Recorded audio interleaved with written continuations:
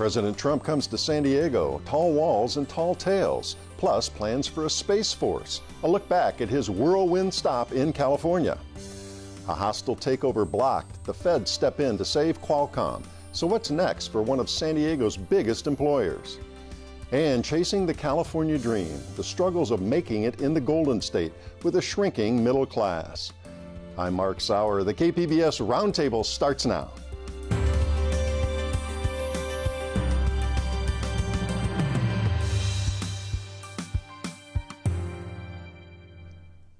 Welcome to our discussion of the week's top stories. I'm Mark Sauer. And joining me at the KPBS Roundtable today, KPBS Fronteras reporter Jean Guerrero, KPBS Business and Environment reporter Eric Anderson, Chris Genuine, publisher of Times of San Diego, and KPBS reporter Amitha Sharma of the California Dream Project. Well, bashing California's immigration policy was Donald Trump's main theme during his San Diego visit this week. He blasted California's sanctuary laws, claiming, quote, thousands of dangerous and violent criminal aliens are released as a result. Trump inspected wall prototypes at the border, and in his bewildering and rambling style, he said that illegal border crossers are, quote, like professional mountain climbers. They're incredible climbers. They can climb some of these walls. Who knew? Gene, who knew we had mountain climbers here?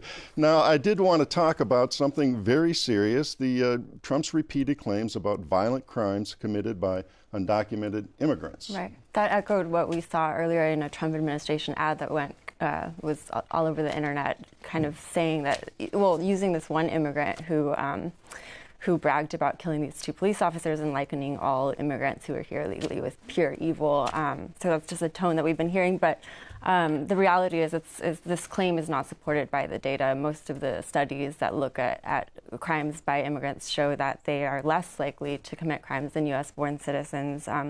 One Cato Institute study looked at both people who are here illegally and just immigrants in general, and immigrants who are here illegally are 44% less likely to be incarcerated than U.S.-born population, and immigrants here legally are even less so, 69%. So, yeah. And also, if you look at ICE data, ICE arrests, most of the people who are arrested by ICE, Immigration and Customs Enforcement, for crimes are arrested for traffic offenses.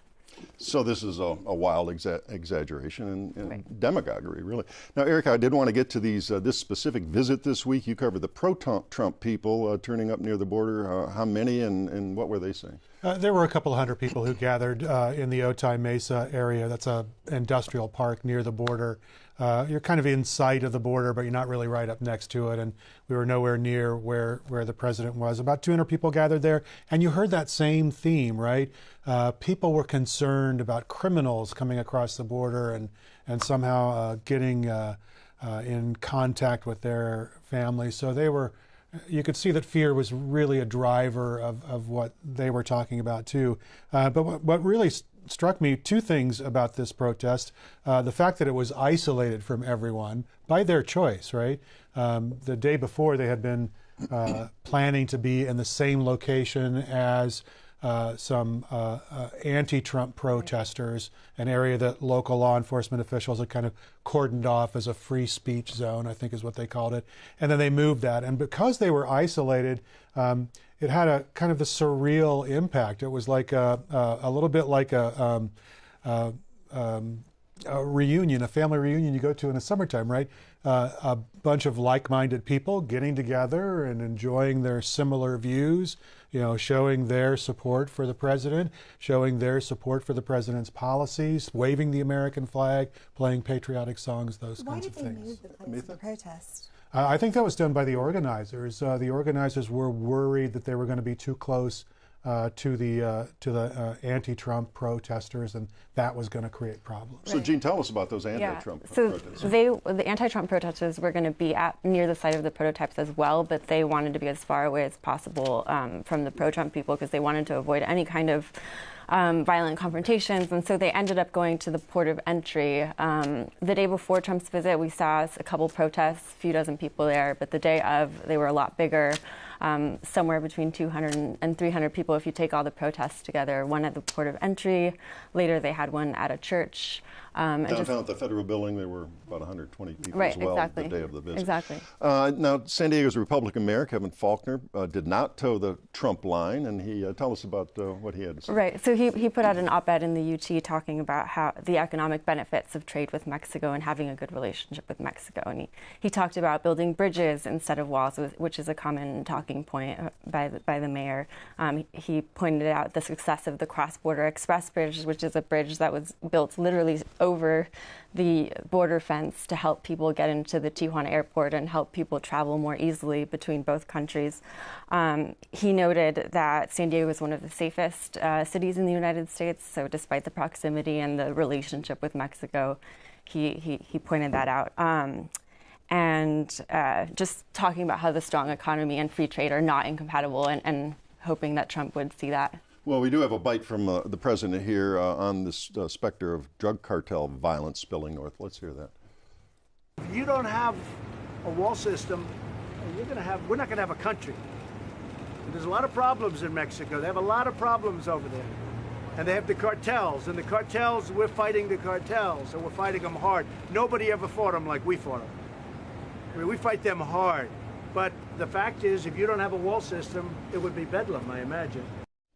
Actually, his original budget cut in half the money going to Mexico to fight cartels, but he's since come around on that and flipped on that issue. Chris, you had a point. Yeah, I think this plays very well with his base. Eric, you mentioned fear. Gene, you mentioned crime. But really, what's interesting, if you look at the FBI uniform crime statistics, among the safest cities in the United States are border cities. You already mentioned San Diego. El Paso, also extremely safe. Same is true for San Antonio and Tucson. You'd think that if immigrants, especially those coming from Mexico, were a danger to this country, that you'd see much higher crime along the border, and you don't. How unusual is it to have the President of the United States come to a big state like California, the biggest state, and not be accompanied by the governor, and not be accompanied by the mayor of the border city, right, who belongs to the same party? Right. How unusual is that? Exactly. That was one of the main points that I heard at these anti-Trump protests, just the fact that people were very upset with the fact that Trump was not going to be meeting with the governor or spending any time with the mayor, because it is an unusual thing. Well, Amitha, that's a beautiful segue here. You should be hosting this show. During his visit, Trump continued bashing California, a state he lost to Hillary Clinton by 4 million votes. He threatened last week to withdraw law enforcement agents, and we got a bite from Governor Trump on the governor here. Let's hear that. Well, I think Governor Brown's done a very poor job running California. They have the highest taxes in the United States. The place is totally out of control. You have sanctuary cities where you have criminals living in the sanctuary cities. And then the mayor of Oakland goes out and notifies when ICE is going in to pick them up. And many of them were criminals with criminal records and very dangerous people, you would say dangerous people. And no, I think the governor's doing a terrible job. Eric? And this was a theme that you heard at the pro-Trump rally as well. Excuse me. There were speakers there who specifically called out Oakland Mayor Libby Schaaf and asked her to be put in jail. It was very reminiscent of the lock her up chants that you heard during the campaign when referring to Hillary Clinton. And also Tim Donnelly was one of the former assemblymen who's running for another office in California, was saying also, Jerry Brown needs to be behind bars because of the positions that he's taken against the federal government. So you kind of heard that campaign rhetoric, that vitriol there, and it was like feeding red meat to dogs. It was very, very well received by the people who. And fact checkers at the Washington Post gave him again 4 Pinocchios for his characterization of the Oakland mayor, among other things. And Gene, what was Governor Brown's response to all of this? So he tweeted out saying, "Thanks for the shout out, Donald Trump," pointed out that California remains the 6th largest economy in the world and the most he called it the most prosperous state in America, and echoed the theme by the mayor that bridges are better than walls. I don't believe he addressed the crime allegations directly, but California crime rate is currently at a near historic low. And one of the other things that the governor pointed out was the high-speed rail project in the Central Valley, and inviting the president to go check it out.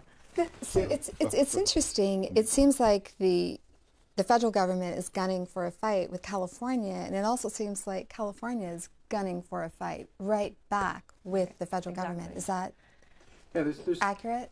California, in many ways, represents a totally different way of thinking about the United States. I mean, look at our companies like Qualcomm, like here in San Diego, certainly Intel and Google and Apple. We're world beaters. We're in no way the backward state that perhaps Trump is trying to present us as. And ironically, the same day he was here, a report came out that showed that California has one of the lowest effective tax rates when you count all the state and local taxes.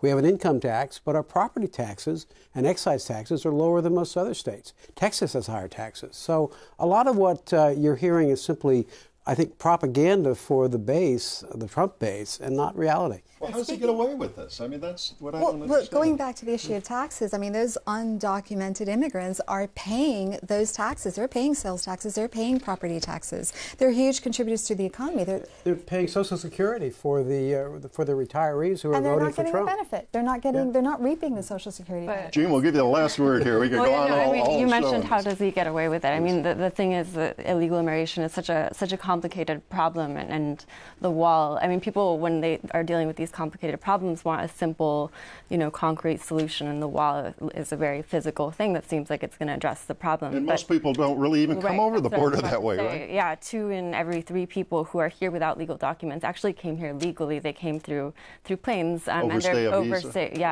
Build the wall around our airports. Yeah, right. There you go. All right, we will leave it there. Will be more to talk about here. Always is with President Trump. Well, the much talked about hostile takeover of Qualcomm was killed this week by President Trump. Both Democratic and Republican lawmakers had opposed the deal, and Trump blocked it on national security grounds. Broadcom, based in Singapore, slinked away. So, Chris, start with how much this offer was, and tell us a little bit about Broadcom, who was trying to take it over. Sure. The offer evolved over time. It began at $105 billion, and as Qualcomm fought back, it became $117 billion. Then it was cut back a little bit more. That's billion with a B. And so almost real money, then. Yeah, almost, an enormous amount of money. Any one of the figures would have made it the biggest technology merger in history. But Qualcomm, the national security issue was that Qualcomm has the world-beating 5G technology that will make smartphones of the future faster than even our regular connections through cable and fiber and whatnot. And there was concern that if it was acquired by a Singapore-based company, that technology might fall into the hands of China and other potential bad actors directly. Now the acquiring company was a Singapore company, or would-be acquirer. It was a Singapore company only in name and physical presence.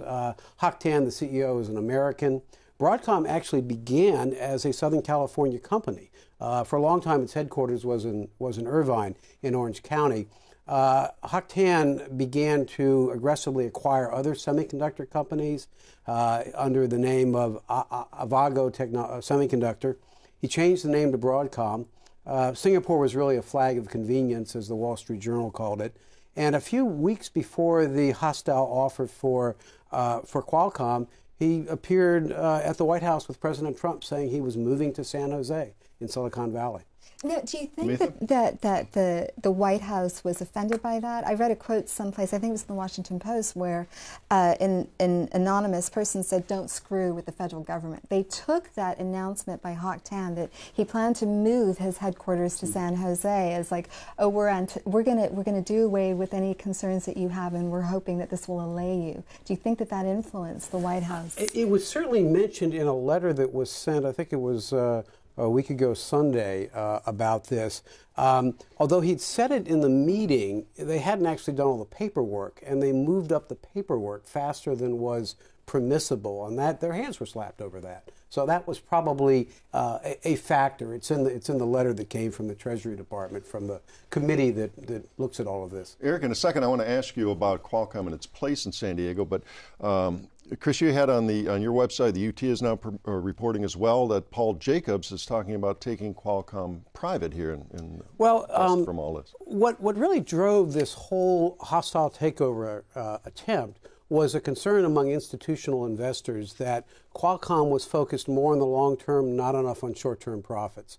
And Broadcom, Hock Tan's company, is known as an aggressive acquirer, a company that cuts costs to deliver short-term profits.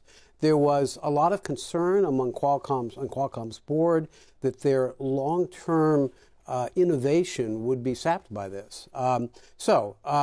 As it evolved, they're now a free public company. But if you want to avoid this kind of thing again, maybe you go private. And that's exactly what Paul Jacobs is reportedly trying to do. Eric? The Financial Times of London reported this yesterday. UT apparently has it on their site as well now. Well, Broadcom and Qualcomm have a long history of legal interaction, we'll put it that way, in a very soft way. But it seemed like this was really kind of a surprise when it was made public. Did Qualcomm drop the ball here? Were they not aware of their surroundings enough? Didn't see it coming? I don't think they saw it coming, and it's such a big deal. I mean, we've heard about other big deals in technology, but this would have been the biggest by far. I think they were caught off guard. Now, they fought back in many different ways. In fact, Broadcom called it takeover theater, I think was the phrase that they used. What Qualcomm was trying to protect was its future, and it's got an extremely strong future in three different technologies. First of all, 5G. With 5G, you could download a high-definition movie in about 2 seconds. That's really going to be a big change. They're leading in that. They're leading in automotive electronics, which as cars move from gasoline and diesel, it's electronics that become important, not the motor, not the other stuff. And finally, their chips, like the Snapdragon processor, are beginning to challenge Intel on the desktop and in data centers. And if you put all those things together, it's an incredibly, if you could buy it, it'd be a great thing to have. But if you can keep it separate, maybe it can be a very strong performer for shareholders over the long term. Well, let's talk for a second, Eric, about Qualcomm's place in San Diego and how important it is, plus the philanthropy. Sure. We all know that Jacobs developed Qualcomm through his association with UCSD, turned it from a small startup into a multi-billion-dollar company. It has about a $5 billion economic impact here in San Diego, employs somewhere in the neighborhood of 13,000 people. And, if you count all the spin-off jobs that are created, they say that's probably responsible for somewhere in the neighborhood of 36,000 jobs. So the impact here has been significant, and the Jacobs have been great philanthropists in San Diego. They contribute to KPBS. Certainly do. They've contributed to many other nonprofits and well-meaning resources here in San Diego. So they've had quite an impact here in San Diego, and to lose that through the transfer of ownership, I think would have been a dramatic impact. There's an enormous indirect impact from Qualcomm. It employs so many highly skilled, highly educated, innovative people. If Broadcom had bought it, and if it had cut costs as it is known to do, a lot of them would be gone. And, those are the people that support arts and culture. Those are the people that leave to do local startups. San Diego's status as a high-technology mecca would have been significantly threatened. Well, we're going to have to leave it there and get on to Amitha's topic here, but plenty more to come as we see what happens with Qualcomm going forward. Well, many of us who grew up in dreary places like the Midwest were California dreaming decades ago. They don't call it the Golden State for nothing. And San Diego has long typified the sunny seaside promise immortalized by the Beach Boys. But the 60s and 70s are long over, and the California dream has become a nightmare for many. Amitha, how much has the middle class been shrinking that you wrote about this week in California? So in the state of California, the middle class has gone from being about 60% of the population in 1970 down to just over half the population now. And I should say that percentage is almost mirrored across major cities in the United States. So this is simply not unique to California. Okay, and let's define what is the middle class. What income groups are we talking about? So the Public Policy Institute of California defines people in the middle class as families making between $49,000 a year and $174,000 a year. So they don't call them middle class because they say middle class connotes a lot of other things. All right, but middle income. Before we get a little deeper into that, I did want to do a step back here. This is part of the California Dream Project here. KPBS is a member. Explain for our audience what we're talking about there. So basically, the California Dream Project has assembled a team of public media reporters across the state who are basically looking at what has happened to the California Dream, where it's been, where it is right now, and where it is going. There are a lot of people who believe that California is not what it once was. It had a lot of charm, a lot of opportunity. People came here to advance their careers, get a world-class education, buy a home. Today, people are struggling to find a job. They're struggling to pay for college, and they're struggling to buy a home. They're struggling to rent a home. So we're looking at what happens. Okay, and your story on the shrinking middle class, it broadly defines three types of Californians. What are we talking about? So you have people that, you have the top income earners who've seen their incomes rise 40% since 1980. Then you have people in the middle income earners who've seen their wages rise 5% since 1980. And then you have people at the bottom, the lowest income earners, like about the bottom 10th percentile, and their incomes have declined 19% since 1980. All right, I want to set up a bite here. We have key observer of the trend is Joel Kotkin, scholar of urban trends at Chapman College in Orange. Let's hear from him on how this trend is transforming California.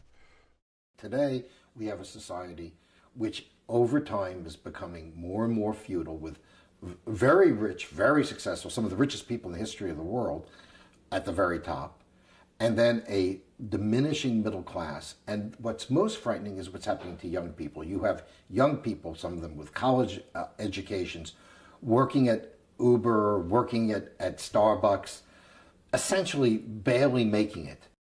So, Amitha, how does Kotkin characterize those who are actually leaving the state? Well, he says a key group that is leaving the state ranges between the ages of 30 and 50 and is making somewhere between $100,000 to $200,000 a year. And what he says, he and statistician Wendell Cox, is the elites within the state of California want to tell you that it is the poor and uneducated people who are leaving California, and good riddance to them, because the people who are coming in their place are wealthy and super educated. And he is saying that that's simply not the case. Mm-hmm. Chris, you had a point? Yeah, the one thing that that I think you found in your research is that there was a big transition at the end of the Cold War. A lot of the for that time, high-tech aircraft manufacturing, military-related, went away. Are we replacing that? Are we fine? That's the problem. Yeah. I mean, the decline of the aerospace industry wounded the California economy and subsequently wounded a lot of other areas, the real estate industry, construction jobs.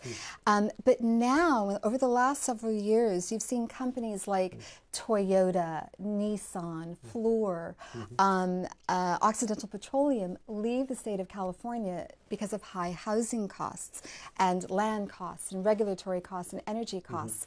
And so those are the companies that paid $80,000, $100,000, $120,000 a year, salaries that middle-class families could subsist on. And the fact is that, I mean, what people say is even more alarming is that the companies that are remaining in California are not expanding. And you interviewed one couple who did move away. Briefly, what did they have to say? Right, so Kelly Rudiger is a woman who left San Diego a year ago. She's a realtor. Her husband is an IT manager. They lived in an 1,800 square foot home in San Diego with their 2 children. And they paid a little bit over half of their income on the mortgage, on taxes, on utilities. She moved a year ago to northern Texas, and she lives in a 4,000 square foot home now, and she pays less than she did in San Diego. She says the schools are great. She pays 30 to 40% less on taxes. She pays no state income tax, and she looks at California with a sense of betrayal, with a sense of anger. She says, look, we didn't leave California. California opened its doors and kicked us out. I wonder how much of it is housing, really. I mean, if housing could be made more affordable, through whatever techniques, whether it's more building, whether it's changes in regulations, would that solve a lot of this problem? You know, it's hard to measure. I mean, the bottom line is that yes, housing is super, super expensive, but the jobs aren't here. And even the jobs that are here, Joel Kotkin had said that it used to be that it was accepted that you paid 3 times your income to buy a house. But now that factor has gone to 10 times in some places your income, your annual income to buy a house. And who can afford that? Well, and housing is such a huge part of it here, and it goes right along with rents, of course, and we've seen that in San Diego as well. I mean, you have to make 3 times the rent in order to qualify to rent a place in San Diego. Yeah. Chris? One of the ironies, though, in all this is that this is such a magnet, again, for perhaps it's the wealthy, the well-educated, that look at San Diego. You've got all of these people moving in, especially to in-town neighborhoods, young people, and maybe they're living, 2 to a room or 3 to a room, but there's still that magnetism in California, maybe not for the middle class, but maybe for a very educated, innovative. Well, we've got to leave it there. I did want to say that this story was part of our statewide California Dream collaboration. You'll find more stories at kpbs.org/dream, and more from Amitha to come on this series. That does wrap up another week of stories at the KPBS Roundtable. I'd like to thank my guests, Jean Guerrero and Eric Anderson of KPBS News, Chris Genowine of the Times of San Diego, and Amitha Sharma of KPBS News. And a reminder, all the stories we discussed today are available on our website, kpbs.org. And I'm Mark Sauer. Thanks for joining us today on the Roundtable.